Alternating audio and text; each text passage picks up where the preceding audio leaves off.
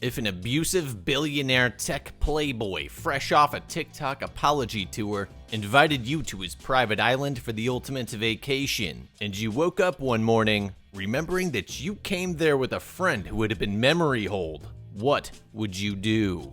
In this How to Beat video, I'm gonna break down the mistakes that Frida and Slater King made, what you should do, and how to beat the NEURALYZER Perfume in Blink Twice. We start out following Frida, doom scrolling on the porcelain in her crap shack. The video that hooks her is about billionaire tech mogul Slater King, who recently resigned as CEO, a party tech billionaire formally apologizing for his abuse of power and regrettable behavior on social media. An extremely important and relevant dose of information that she can use to improve her currently bottomed out standard of living. She's supposed to be a cocktail waitress at a gala event. Frida and her friend Jess ditch their uniforms for a couple of bright-colored fancy dresses in hopes of catching one of these billionaires' eyes. Or, at minimum, a multi-millionaire. Frida makes her move.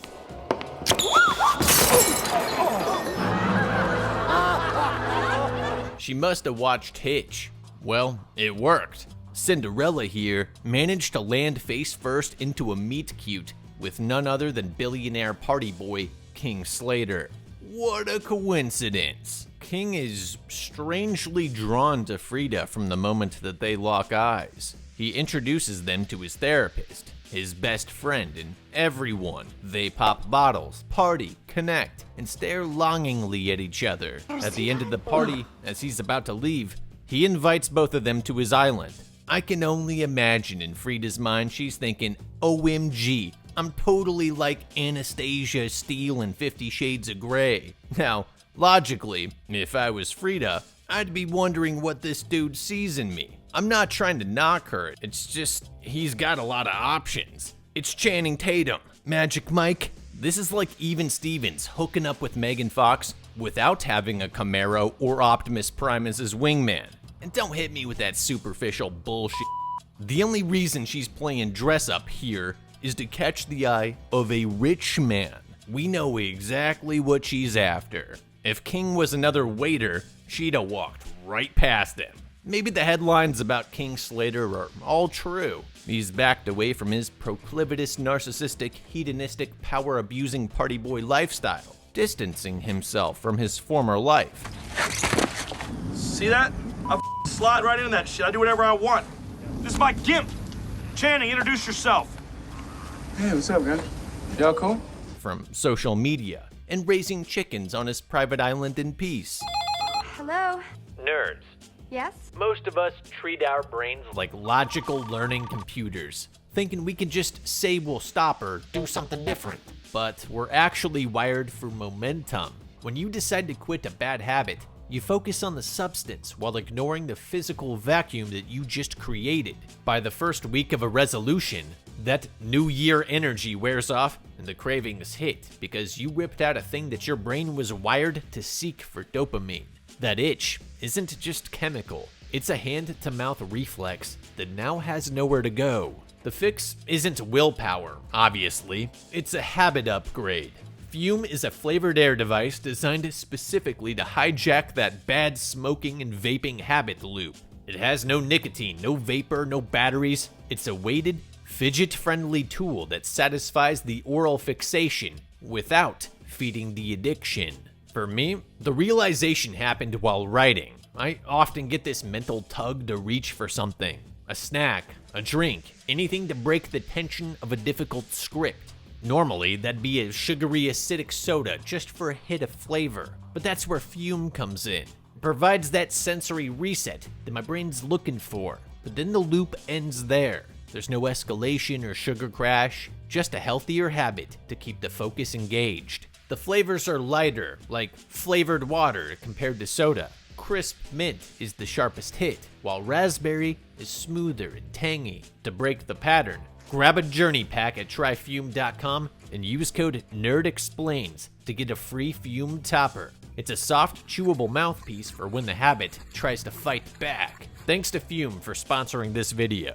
And maybe he's also backing away from rich boss babes, gold diggers, party girls, women that have a status to uphold and social media accounts to take pictures for, and is instead finding himself more attracted to the homely women with less going on, like Frida. But like, what about a woman like that apple farmer that Theo Vaughn was chatting up? Or maybe he's not a changed man at all. He lied, still continues to abuse his power, and he invited you to his island as a way to isolate who he sees as a woman with few options or people that care to support her, who he can easily manipulate into doing things with his money and lifestyle that people like her are attracted to. I don't know. Frida hops on the plane hoping to elevate her standard of living from a broke waitress with $20 tucked behind her mirror to a billionaire lavish lifestyle. For a week or two or three, it's all bubbly raspberry cocktails, exotic fancy dinners, white linen, pools, tanning, drugs, lots of drugs. So many drugs, including the exotic variety, that everyone's memories are all pretty much totally shot. There's cracks in the facade of this superficial happiness, like weird red gift bags, the strange looks from the staff who incoherently shout "Red Rabbit," and the general weirdness around their memory lapses. Really though, there's nothing truly frightening, more so an uncanny superficiality. Oh, except for the snakes.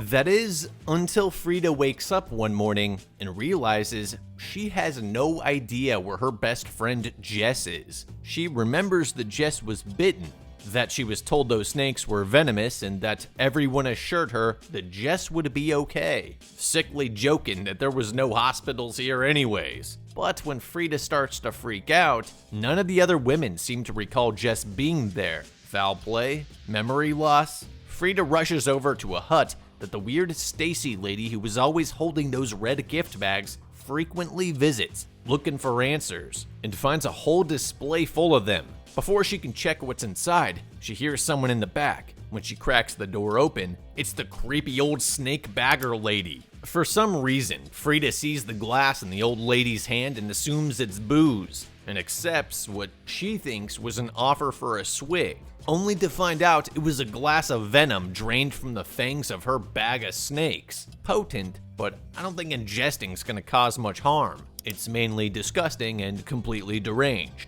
As is tradition, the snake lady starts shouting "Red Rabbit" at her, causing Frida to panic run out of the hut. Frida's next stop is Jess's room, which was adjacent to hers. Problem is, it's an old storage room now that doesn't look like anyone's been living there for quite some time. She starts slapping herself to wake her from this nightmare. Then she smacks the mirror in frustration, and out falls Cody's knife. Why she had it was a memory lost from her drug usage, though I can't imagine there was a fun reason behind it.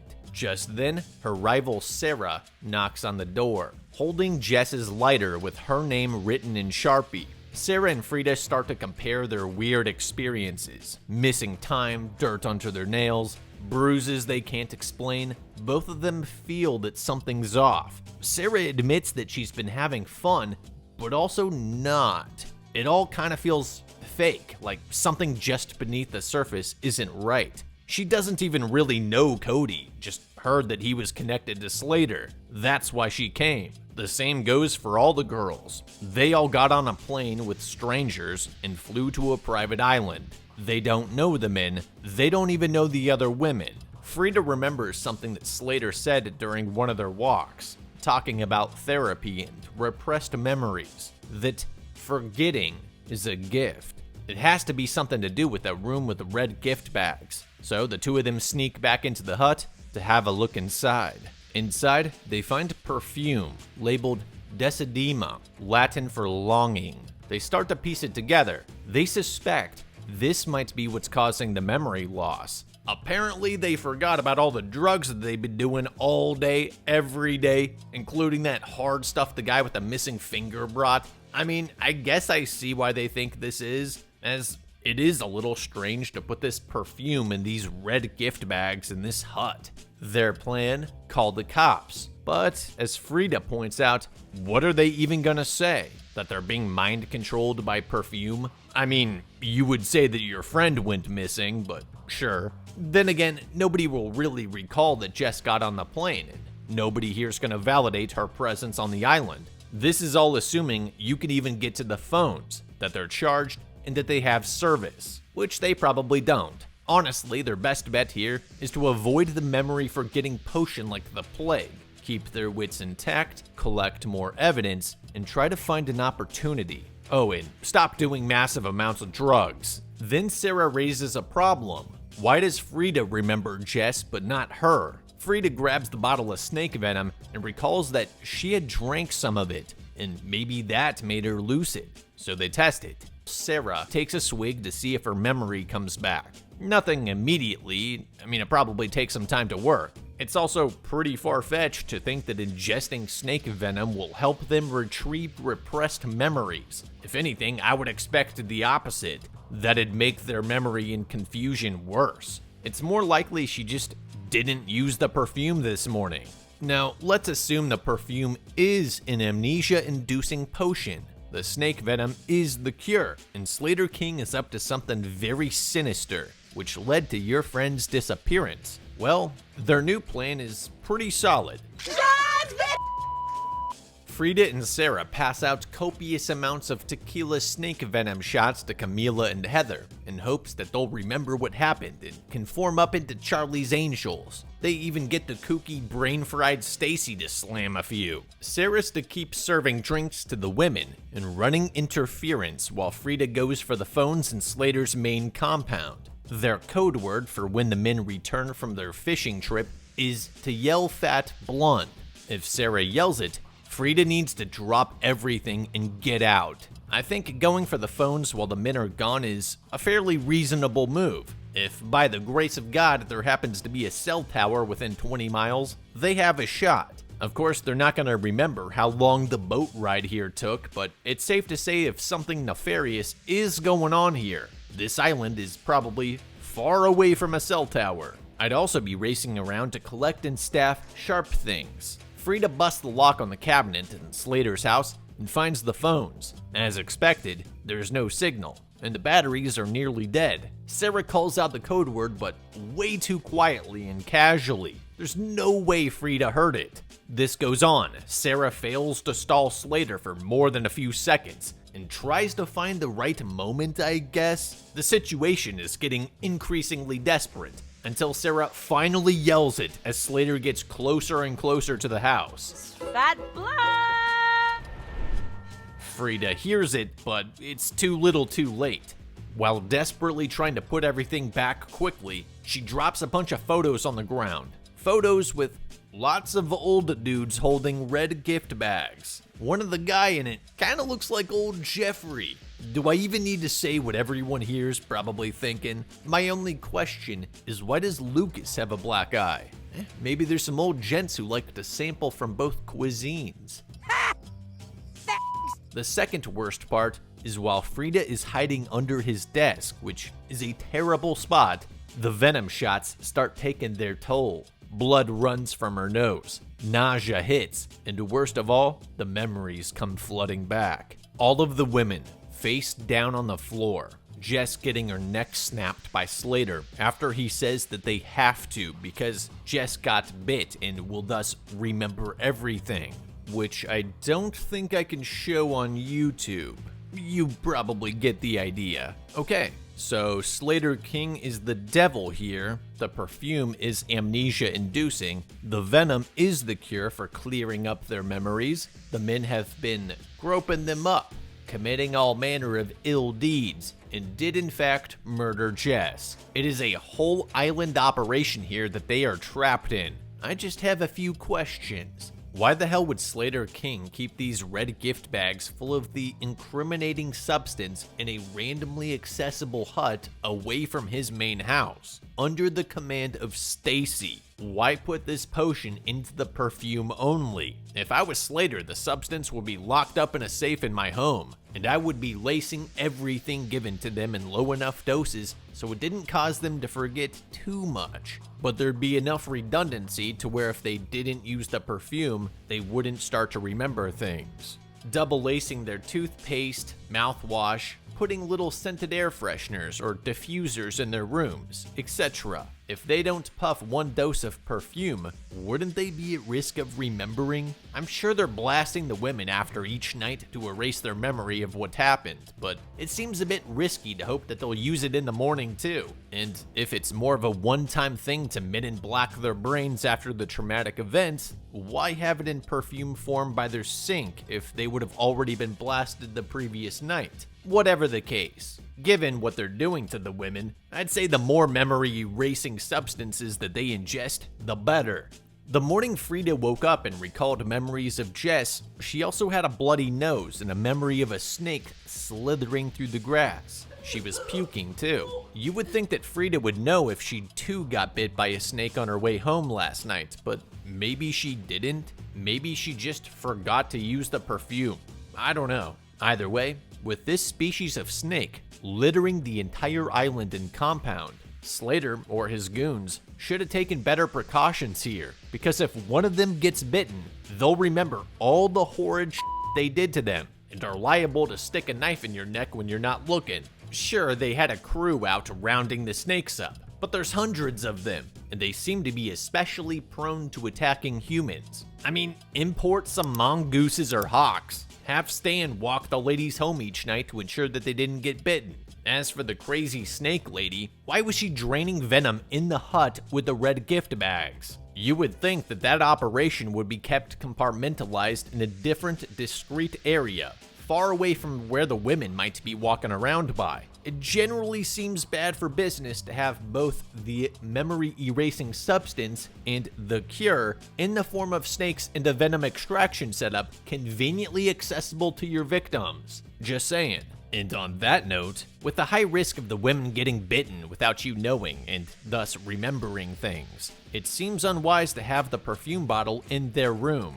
If they get wise to it, which, given you take all these precautions, seems unlikely, but in any case, if they get wise to it, the entire bottle of perfume is like giving them a loaded gun. Generally, it's common sense not to provide your victim with anything that they could use against you, like a giant bottle of memory-erasing perfume. I'm sure this will be highly relevant to Slater King's downfall. It also seems dumb to have your victims' phones and their incriminating evidence stashed in an obvious, easily broken into cupboard. Hide them. Lock them up in an actual safe. Their phones honestly should be destroyed anyways. There's no sense in keeping them around. What are you gonna do? Hand them back to the women when you send them back home? Their whereabouts cannot strictly be traced to your island if you onboarded them correctly. None of these women should be leaving this island alive, as they're massive liabilities. Not that they can prove anything in court, but they don't have to. If they remember what you did to them a year down the line, they very well will attempt to assassinate you at the next gala instead of trying to flirt their way to your private island. Again. What I also don't get is Jess. Say she was bitten. Why can't they just lock her up until the venom metabolizes out of her system, then puff the perfume in her face again? And on that note, Slater and his lucid bodyguard Stan should be puffing the memory eraser into any of the women's faces that even remotely show signs of remembering. Alright, enough psycho talk. I guess I should help the women now. Holding it together and pretending nothing is wrong in front of the people who abused, tormented, and murdered them is its own kind of hell. They cannot keep this up for long. Without being A-class actors, there is no way that they can front well enough for the men to not notice their behavior shift and thus neuralize them again. Frida also mentioned earlier that Lucas smelled nice. A clue that he's been using the memory scrubbing cologne too, and if she can smell it, the men can definitely notice when it's missing. Frida and Sarah could try putting the perfume on their clothes, taking care to not let it absorb into their skin, ingest, or inhale it. But if they mess up, they lose their memory again. She could also try to put a glass of the snake venom on her room with a note that says, "Drink me to remember," in case that happens. This could work to keep the facade up long enough to prepare their strike. In any case, murder's the only option, and this is where the key strat comes in. The Decidema perfume is a dangerous weapon that they too can utilize against the men. Armed with a Neuralizer perfume, if they can divide and conquer with at least 2-to-1 man coverage, puff the perfume in the men's faces or lace the things that they ingest or inhale so that they're confused and their guard drops, they stand a good chance at eliminating all the men without them even realizing why they're being attacked in the first place. They just need to hold it together long enough to make a move on Stan first. He needs to be their first target because he's the man with the gun. The other buffoons like Cody, Vic, and Tom can wait. They're weaker, more cowardly, are partaking in the booze and substances, and seem to have their memories blunted a bit too. Act all drunk and high, bump into him, shoot a puff up his nose, and hope you can get a lucky shot in his neck with that Cody's knife that Frida stashed behind her mirror. That's about the only way that this works, because if he's alive when the show kicks off, he will shoot every single one of you in the head and there will be nothing that you can do to stop him. You need him dead. You need his gun. At dinner, the situation escalates. Slater asks all the women how much fun that they're having, and Sarah's not a great liar. I fear her death is imminent, unless they can all orchestrate a first strike to swing the odds in their favor. And the truth is that you never know it, and you need to fight for your f***ing life. Welp, masks off. The nail in the coffin's when Slater tries to hold Frida's hand and she fearfully recoils away. Oh, nope. They're somehow saving it with spontaneous dancing. Slater is convinced by this ruse and waves off Stan, who drops his overshirt back over his pistol. Alright, this is really where Slater would actually wave Stan in to hit them with a puff of perfume or a tranquilizer gun. It is obvious that the women are remembering what's happened and need to be redosed. Sarah, mid-dance, stashes the corkscrew in a pot. Stacy and Camila are starting to remember too, while Frida gets pulled aside by Slater, who notices that she hasn't been using the memory-losing perfume. Before he can press her, a scream echoes in the distance. Camila gets the first strike, driving a blade into Tom's neck with a knife left on the table in front of her. Sarah follows up, jamming the corkscrew into Cody's hand. Heather smashes Vic's face in with a chessboard. It's all poetic vengeance. Oh, that's why you should have gone for Stan first. Though it was out of their control. Camila suddenly remembered everything and went rogue on Slater's op without coordinating with the other women. It's a tricky one, because Frida and Sarah couldn't have known when they'd remember, and telling them ahead of time would be ineffective at best and their loose lips a liability at worst. Slater tackles and pins Camila. The rebellion is not going well. Stan takes off after Frida, chasing her through the field. No chance she outruns him barefoot in that dress against an ex-Marine who's closing in fast. But somehow she manages to get just enough distance to lose him in the woods, until she snaps a twig. Frida gets absurdly lucky, because Stan sits there with a pistol to the back of her head, waiting for the stars to align or something. And she's absurdly lucky that Sarah just so happens to have noticed where she ran off, followed her, was stealthy enough for Stan not to notice her as she picked up a rock and swung on him. She's also absurdly lucky that the first rock hit incapacitated Stan enough to where he couldn't 180 hip fire her. Thank God they snagged his pistol, though I would also have checked him for spare mags, which he assuredly would have given the circumstances and the number of women he might have to shoot down. Camila, unfortunately, isn't saved by Frida and Sarah. Slater stomps her neck in. Frida then runs to her room, where the knife that she stole from Cody was stashed. Stacy's there, and she doesn't want to remember or be part of their rebellion, so Frida shanks that crazy bitch. Slater sends Cody out to round up the girls, and he promptly gets smoked by Sarah. Frida finds a picture of herself, here before, back when she had long hair. Oh no! Did she have another best friend back then too? Their new plan is to roll on Slater's house. Frida's gonna ding-dong ditch, and Sarah's gonna snipe him from the bushes with Stan's pistol. Not a great plan. Sarah's too far away to make a precise shot. At that distance, without training, without being familiar with Stan's pistol, she could easily miss or hit Frida in the back of the head. Sarah needs to be right up next to Frida, so when the door cracks open, she can dome anyone who opens it or standing behind the door. I wouldn't even pick the door as my first option anyways. It's a blind choke point, and Slater could have a gun lined up waiting for you too. There's enough windows in the house that you could make a surprise entry through instead. They could have waited for him to come out, but that might take a while. And he could have used a Starlink connection to bring more thugs inbound. They need to take him out. Quick. Lucas has been an unwilling participant in the men's festivities, and Slater's pissed about that. When Frida knocks, Lucas runs to open the door, thinking he's gonna escape or link up with them.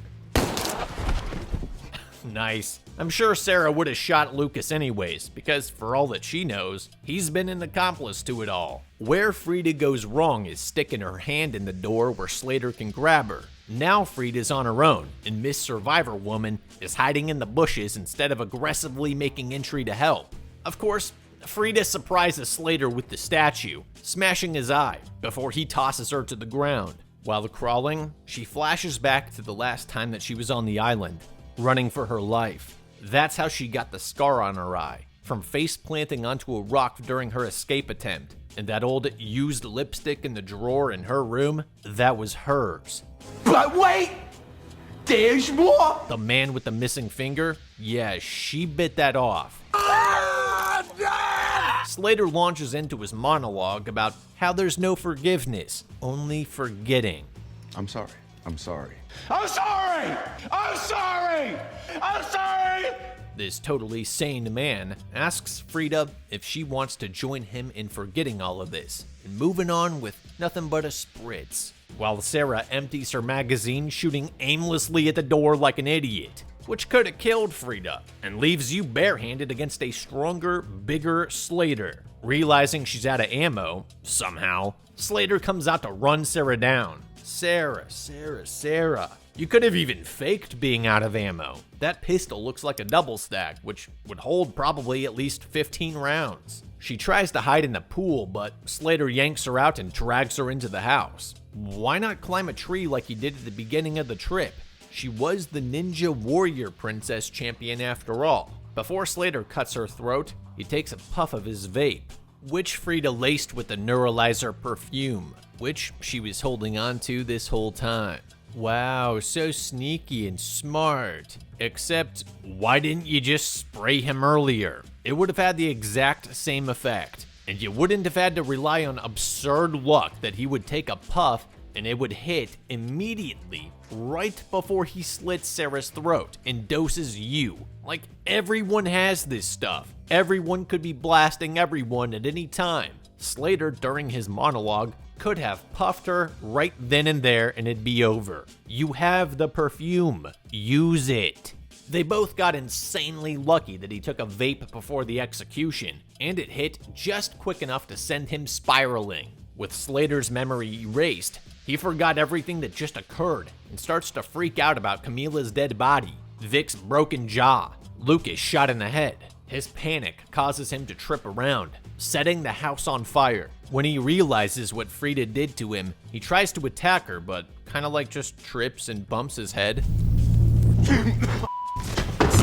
which completely knocks him unconscious. Well, that was easy. Frida and Sarah escape, dragging Slater outside and leaving Vic to burn up in the fire. The reason Frida kept Slater alive was pretty savvy. By using his potion against him, she could keep him in a state of confusion and memory loss to control him. By doing so, she could use him not only to sweep this hard-to-explain situation under the rug, not also just to hail a ride home, but to gaslight and command Slater into marrying her, and to positioning her as the new CEO of his company. Which I don't understand, because he already resigned, and I'm sure this requires board approval or something. But sorry, I don't want to take away from the revenge fantasy here. At the next gala, she has Slater's ex-therapist taken away, as she's given awards and recognition for being so awesome. I assume she also took down the whole racket, or at least swindled more pervs to come to the island, where she could torture, disappear, and blackmail them for revenge. I mean, I assume the conversations, contact lists, and visitor logs were kept somewhere. Maybe not though. Maybe all the evidence burned up in the fire. This is why I really think that once the perfume hit Slater, they both should have beaten his ass and stomped the fire out, or at least tried to grab all the evidence, pictures, phones, the jar of neuralizer, stuff from Slater's desk, anything that they could use to prove their story in case Frida's mind control plan didn't pan out, which it easily could not. Slater might have his memories clipped, but at his core, he's a demented, horrible murderer and could smother a pillow over your face at night the second he recalls a single memory. Mind controlling Slater is kind of the high-risk, high-return move because, yeah, she's effectively a billionaire off of Slater's business and bank account, but like I said, that comes with a massive risk to him killing her. Now, she could take them both to the island where he has an accident and passes away. Actually, yeah, that could work. Kind of like a win-win. Ultimately, Slater, his goons, and his entire op in Blink Twice were beaten only by the skin of Frida and Sarah's teeth. Realistically, if Slater had his own gat, or hadn't taken that one last vape at the end, or puffed Frida, or had taken any of the common sense precautions I stated earlier, Frida and Sarah would be back to sipping on raspberry bubbly by the pool, or buried on the other side of the island.